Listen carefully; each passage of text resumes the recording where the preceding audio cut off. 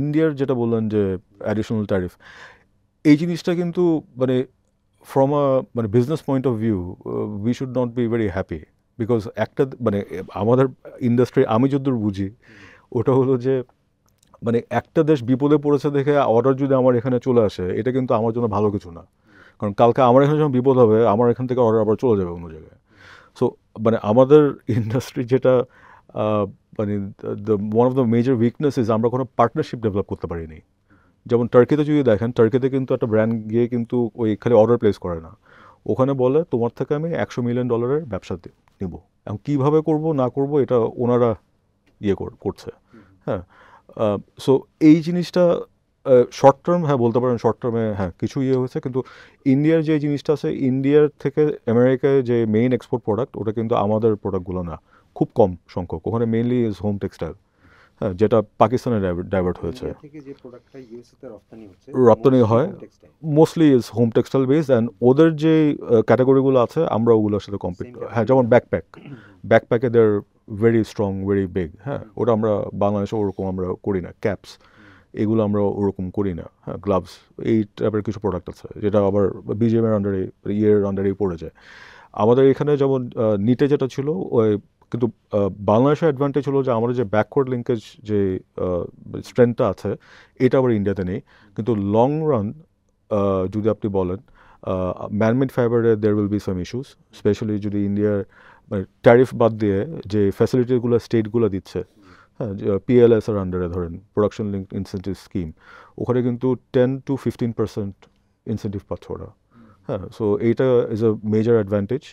Renewable এনার্জির যে জিনিসটা আছে ওখানে স্টেট পর্যায়ে অ্যাডপশন করছে। যেমন ওখানে জাস্ট লাস্ট উইক একটা বড় একটা কোম্পানি, যেমন ওনারা উইন্ড টারবাইন নিজেরা সেট আপ করছে। হ্যাঁ, তো এই অপশনগুলো ওদের ইজ অ্যাভেলেবল টু দ্যাম, যেখানে আমাদের এখানে উই আর ফেসিং কনস্ট্রেইনস।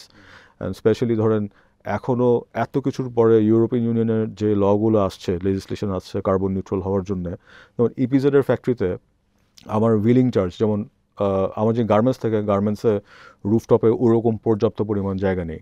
হ্যাঁ, আর ইপিজেডগুলোতে অলরেডি ধরেন খালি জায়গায় মানে আমি যে নিয়ে সেট আপ করবো এরকম মানে দের ইজ নো স্কোপ।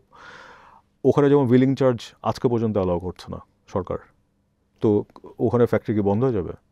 তো এই জিনিসগুলো needs to be looked into, এই যে কম্পিটিটিভ অ্যাডভান্টেজ, মানে এইগুলোতে আরও ফোকাস করা উচিত।